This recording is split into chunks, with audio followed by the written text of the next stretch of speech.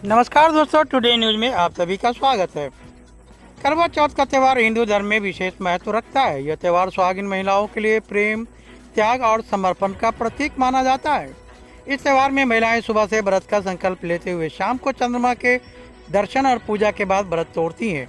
हिंदू पंचांग के अनुसार हर वर्ष कार्तिक माह के कृष्ण पक्ष की चतुर्थी तिथि को करवा चौथ का त्यौहार मनाया जाता है। ये त्यौहार ज़्यादातर उत्तर भारत के राज्यों में, खासतौर से पंजाब, हरियाणा, उत्तर प्रदेश, राजस्थान और उत्तराखंड में बहुत ही उत्साह और जोश व खरोश के साथ मनाया जाता है। उस दिन सुहागिन महिलाएं सुबह उठकर स्नान करके 16 श्रृंगार करने के बाद व्रत का संकल्प लेती हैं और फिर सभी सुहागिन महिलाएं एक जगह जमा होकर करवा चौथ का व्रत की कथा सुनती हैं और रात में चांद छलनी में देखने के बाद अपने पति के द्वारा दिए गए जल पीकर पारण करती हैं, अर्थात उपवास तोड़ती हैं।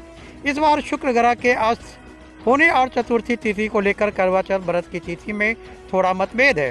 कुछ ज्योतिष शास्त्राचार्य और विद्वान 13 तारीख तो कुछ 14 तारीख को मान रहे हैं। इस साल कार्तिक माह के कृष्ण पक्ष की चतुर्थी 13 अक्टूबर को रात 1:59 से शुरू होकर 14 अक्टूबर को रात के 3:08 पर समाप्त हो रहा है। हिंदू धर्म में कोई भी व्रत या त्यौहार उदया तिथि के आधार पर ही निर्धारित की जाती है।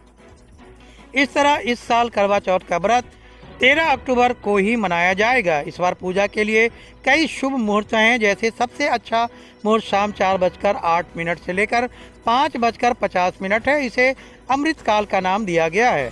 इसके अलावा अभिजीत मुहूर्त काल में भी पूजा किया जा सकता है।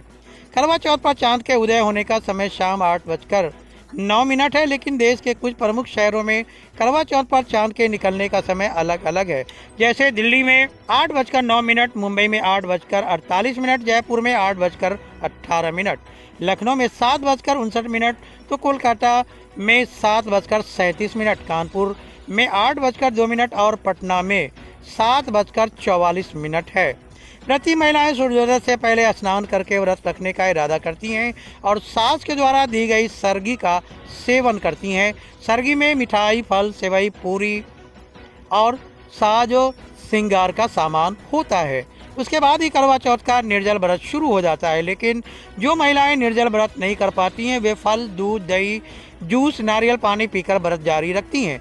व्रत के दिन शाम को लकड़ी की चौकी पर लाल वस्त्र बिछाकर भगवान शिव, माता पार्वती, कार्तिकेय, गणेश जी की प्रतिमा या तस्वीर भी रखकर एक लोटे में जल भरकर उसके ऊपर श्रीफल रखकर कलावा बांधती हैं और दूसरा मिट्टी का टोटीदार कुल्लर करवा में जल भरकर उसके ढक्कन में शक्कर भर के उसके ऊपर दक्षिणा रख दिया जाता है तथा रोली से करवे पर स्वास्तिक बना दिया जाता है। उसके बाद धूप, दीप, अक्षत और पुष्प चढ़ाकर भगवान का पूजन शुरू किया जाता है। उसके उपरांत भक्ति पूर्वक हाथ में गेहूं के दाने लेकर चौथ माता की कथा का वाचन करके रात्रि में चंद्रमा के उदय होने पर चंद्रदेव को अर्घ्य देकर बड़ों का आशीर्वाद लेती हैं। रामचरितमानस के लंका कांड के अनुसार इस व्रत का एक पहलू ये भी है, जो पति पत्नी किसी कारणवश एक दूसरे से बिछड़ जाएं तो चंद्रमा की किरणें उन्हें अधिक कष्ट पहुंचाती हैं। इसीलिए करवा चौथ के दिन चंद्रमा की पूजा कर सुहागिन महिलाएं ऐसी कामना करती हैं कि किसी भी वजह से अपने पति का वियोग सहना नहीं पड़े। चंद्रमा को अर्घ्य देकर व्रत खोला जाता है। पूजा के बाद मिट्टी के करवे में चावल, उड़द की दाल, सुहाग की सामग्री रखकर सास या उनके उम्र के समान किसी सुहागिन के पैर छूकर सुहाग की सामग्री भेंट की जाती है। जिस महिला की शादी इस साल हुई है तो पहला करवा चौथ व्रत शुरू शुक्र ग्रह अस्त होने के कारण ऐसी सुहागिन महिलाओं को व्रत नहीं रखना चाहिए। आचार्य SS नागपाल मना करते हुए कहते हैं कि सुख, वैभव, प्रेम, वैवाहिक सुख देने वाला शुक्र ग्रह के अस्त होने की वजह से पहली बार सुहागिनों को व्रत रखने से बचना चाहिए। आचार्य शक्तिधर त्रिपाठी का कहना है कि इस वर्ष करवा चौथ के दौरान जो महिलाएं उद्यापन करना चाहती हैं उन्हें नहीं करना चाहिए इस वर्ष, क्योंकि शुक्र ग्रह के अस्त होने के कारण सभी शुभ कार्य वर्जित हो जाते हैं। लेकिन स्त्रियां व्रत अवश्य रख सकती हैं।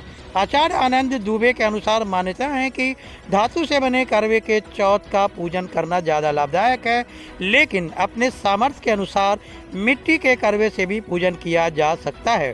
करवा चौथ का व्रत कोई भी सुहागिन महिलाएं छल, कपट, अहंकार, लोभ, लालच को त्याग कर श्रद्धा और भक्तिभाव पूर्वक व्रत पूर्ण करेंगी तो उनका जीवन सभी प्रकार के कष्टों और क्लेशों से मुक्त होगा तथा ईश्वर के आशीर्वाद से उसका दाम्पत्य जीवन सुखमय व्यतीत होगा। वीडियो शुरू से अंत तक देखने के लिए आप सभी का बहुत बहुत धन्यवाद। नमस्कार। जय हिंद।